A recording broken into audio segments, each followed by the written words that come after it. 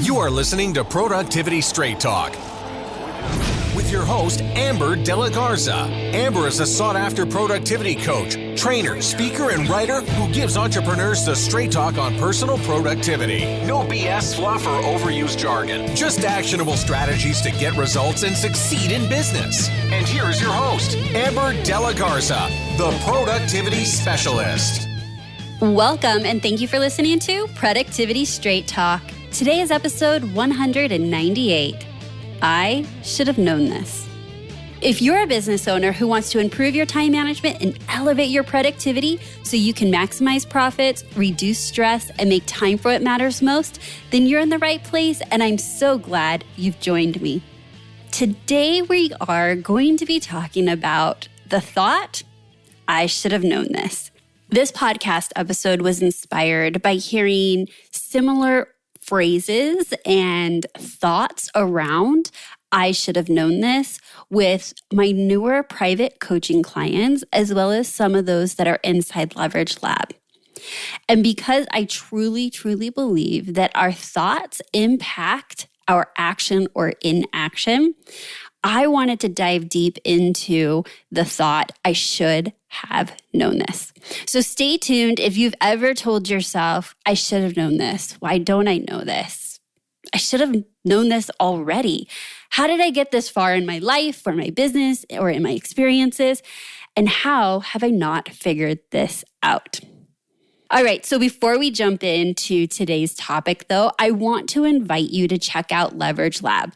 Leverage Lab is my coaching, training, and accountability experience.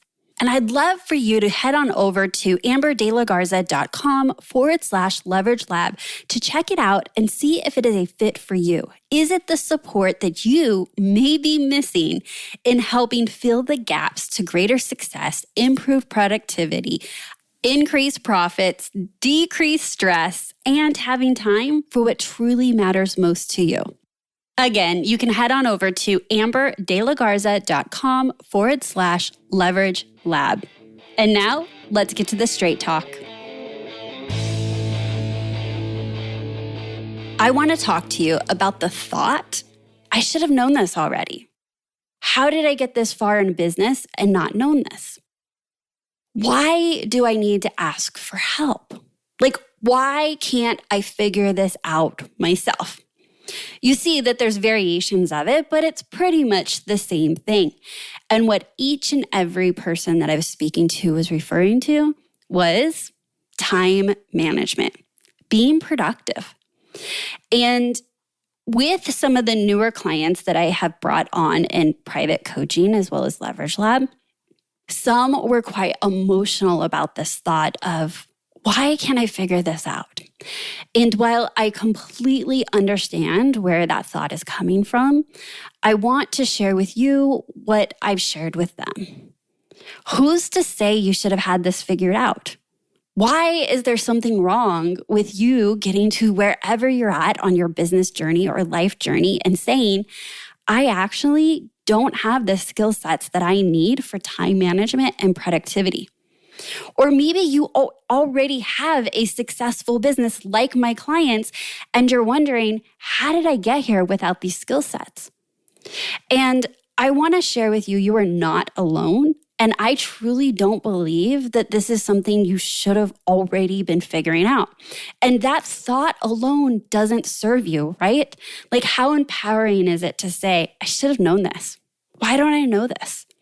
And when we think of how powerful our thoughts are, and when we have thoughts that don't serve us, there can be some embarrassment or shame, or if you're thinking that thought, you may be in a place of avoidance. You may be in a place of embarrassed to ask for help, or you may be in a place of being paralyzed with that thought and not saying, I need help.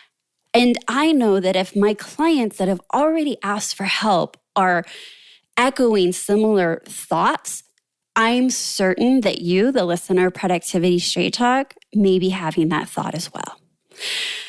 And it reminded me of conversations that I have with my son. And the only way that I can bring this full circle is to tell you that My number one priority in life is to raise a good man. That's what I tell him. I said, it's my job to parent you and raise you up and prepare you for the world and give you all the skill sets, all of the things that I think could properly prepare you. Now, that's only within my limited experience in life. That's through my own lens of what I believe my son needs to be successful. And I could be falling short. I could have a glaring block of something that he needs that I'm not teaching him. But what if I realize that he will ultimately grow up and need to learn things that mom didn't teach him, that dad didn't teach him? Of course, right? Like, there's no way that I could actually teach him everything that he needs. And neither could your parents or your teachers or your mentors or your friends growing up. And that is where we all fall as adults, is seeking out help for gaps that we feel that we have in skill sets or knowledge that ultimately, if we fill that gap, we are better off. Now, when I said that this reminds me of my son, it's because I, through my own lens and perspective of what I believe can help him and set him up for success, is that I have a lot of conversations with him about prioritizing and time management and the choices that we make or don't make. And recently, he had a large project due for one of the programs that he's in at school called GATE. And GATE is for Gifted and Talented Education, is what it stands for. And the GATE program focuses a lot of the projects or a lot of the learnings through projects. And he had a year-long project of creating a roller coaster out of paper. And it had to be as tall as he is. And there was some parameters to it. And the teacher told him what this project was early on in the year. And we are well into the 2/3 of the way of the year through when I'm having this conversation with him. And I'm not seeing a lot of progress. I see all the supplies we pick up from the school. I'm hearing him kind of talk about it.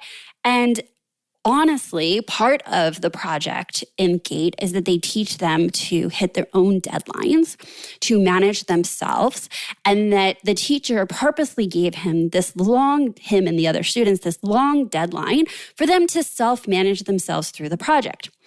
And the teacher purposely does not micromanage them because he wants to teach independence. And so I also knew this, and so I was trying to keep hands off as well. And so I would just bring it up in conversation, like, well, how is your project going? Are you ready, like, to present it? Like, do you think you will be ready? You know, just kind of poking and prodding like a mom does. And ultimately, nothing, zero, has been built at this time when this conversation is happening with the roller coaster. And he said, you know, Mom, I think about it a lot. In fact, I keep the supplies out in my room. I know that the project's due. I am thinking about what could work. And ultimately, I just have a lot of reasons why it's not going to work. Like, I think I'm not going to build it strong enough. I think I might not have all the supplies I need.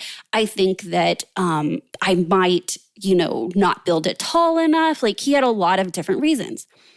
Does this sound familiar on why you're not starting projects? Okay, stick with me. So in this life lesson conversation, I said, well, what kind of thinking have you done? And he's like, oh, sometimes I just sit in my room and I think about it. And I said, okay, well, do you know that any of those thoughts are true? Do you know for sure that you're going to build it and it's not going to stand? Do you know for sure that you don't have enough supplies? Do you know for certain that it's not going to be strong enough? And he's like, well, no. I just don't know. Like, I have so many ideas in my head. In fact, Mom, I have so many ideas of how I'm going to make this amazing. I just don't know where to start. I said, interesting. So I had this conversation with him, and I'm going to have this conversation with you. Is that my son, Eric, I said, Eric, you're not going to know if any of that's true until you start. In fact, you're not going to even know if any of your ideas will work out until you start. And my guess is you don't really know how long this project is going to take until you start. And my encouragement was for him to just start, to make mistakes, to let it fall down, for him to see how many supplies he needed or how much of supplies he needed. I knew that there was no amount of thinking, drawing this out, that was going to get him any better results than just starting. And I said, what's interesting, Eric, is that you actually sound like a lot of my clients. A lot of my clients have the most amazing ideas for their businesses or things that they want to do or how they want to serve their clients. And because they're caught up in all the ways it's not going to work out or could not work out, and they're caught up in not knowing where to start, they just don't start. So if I could give you one bit of advice, Eric, it's going to be start somewhere. Even if you tear it down and start all over again, even if you learn that your idea is not going to work, it's actually further to your goal of building this roller coaster than just thinking about it in your head. Now, he's 10 and a half, well, almost 11. I don't know if any of that message or that life lesson that I was trying to teach him actually sunk in. But I will tell you, he did start it. And once he started it, he literally spent an entire day working on it, like nonstop. In fact, once he broke through the resistance of just getting started, it now no longer became what I know it was for him, was this lingering big project of not knowing where to start. And he was always thinking about it, but never taking action. And once he started, I almost couldn't get him to stop. And again, there are so many micro lessons and parallels to us as business owners of living in, I'm not ready. I should know how to do this. I should not ask for help. I should just keep thinking about it and keep thinking about it and thinking about it until we end up paralyzing ourselves into inaction. Now, I'm kind of mixing up in this story two lessons here. And what I started out with is saying we have the thought of I should know how to do these things. And then I kind of weaved in this story of me teaching my son this lesson that is very parallel to lessons that I share with my clients. And he could very well take that lesson that I taught him, and it could change the trajectory of how he grows up and accomplishes projects at work or his career endeavors. Or if you ask him, he's guaranteed to be a business owner. And so what lessons were laid for him today at 10 years old that could serve him into the future? Now, I get it. I'm a mom that teaches time management and productivity and breakthroughs and the power of mindset and taking action and execution. And so chances are my son's toolbox will be filled in that area. But maybe your parents didn't have that conversation with you. Maybe that was not something that was taught by your teachers in school. Maybe no one has said, here's how to move through and take action. Here's how to organize your day. And I want to tell you that's completely okay. These skill sets are just that. They're skill sets. I believe in everything that I have is that we are not just born out of the womb like, okay, we just genetically are good business owners. We just genetically were born with how to manage ourselves and manage time. I believe that it's a skill set that can be learned. And if no one has taught you and you haven't seeked out a way for you to learn, how could you possibly know? My invitation to you is stop telling yourself, I should have known this. Why don't I know this? How could I not know how to manage my time? It seems like everybody else knows how. I want you to choose more empowering thoughts. And maybe those thoughts can be changed out with, interesting. I don't have the skill set to manage my time in a way that aligns with my big goals and vision of success. Interesting. I don't currently have this skill set to manage myself or my time or maybe my business to get the results that I want. If that's a gap that you acknowledge and you say it in variations of that, that is an empowering thought to say, I identify the gap and I'm going to choose to ask for help. Now, that help can be in various ways. It could be listening to this podcast. It could be watching a masterclass or reading a book. Or it could be asking for help by asking to be coached or supported or to belong to a community of like-minded business owners that have similar challenges, that you can see their growth, they can see your growth, and you're cheerleading each other on. Whatever way you think is best for you to show up and consistently work on that skill set to close that gap, I believe it would serve you. So please let go of the thought of you should know this and choose the thought of I don't currently know X, Y, and Z, and I am choosing to close that gap, and here's how. You make that action plan and you show up for yourself, you will close the gap. Perhaps you are listening to Productivity Straight Talk because you do know that there's a gap in your self-management and productivity and execution and or time management. And if that's the case and you want more help, more coaching, more support, more accountability, and more training, then I invite you to check out Leverage Lab. Leverage Lab is my coaching, training, and accountability experience where you can jump in and get the support and training and coaching that you need to close these gaps. To find out more about Leverage Lab and to see if that type of support is ideal for helping you close your gaps around time management, productivity, growing your business, you can head on over to amberdelagarza.com/Leverage Lab. Thank you so much for tuning in to Productivity Straight Talk. I sure hope you have found today's episode to be incredibly valuable and impactful.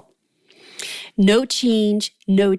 Without taking action, nothing will change for you or your business. So I close out every single episode of Productivity Straight Talk with that quote. And today, it is especially fitting for today's episode. If you know that you have a gap that is not serving you towards helping you propel you towards achieving your goals, both personally and professionally, and that's a gap that you think that I can help you with, I would be so honored to be able to serve you and work with you. And so your next action step will be to head on over to amberdelagarza.com/Leverage Lab to just check it out and see if as you are reading about the program, you're nodding your head saying, yes, that is the support, that is the coaching, that is the training that I need to really close this gap and excel. I would be honored. All right, so that's my straight talk for today. Until next time, have a productive week.